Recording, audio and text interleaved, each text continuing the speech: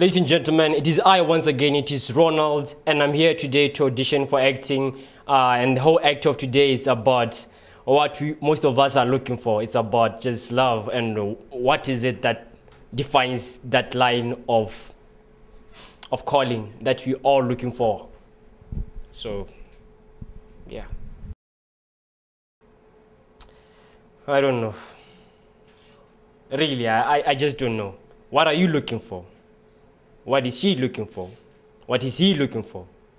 Because you all have that thing. We are all looking for that one person, that one true person that we can actually relate to and actually build a connection with.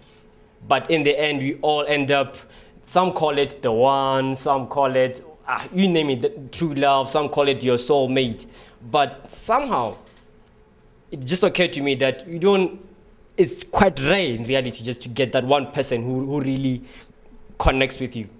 So the main thing is that, what is it really about? Is it about your game? Is it about how much money you have? Is it about just being you? How do you find that the right person? More on those questions, just join me every Thursday. It's called The Love Doctor. We'll discuss more on that line. Thank you.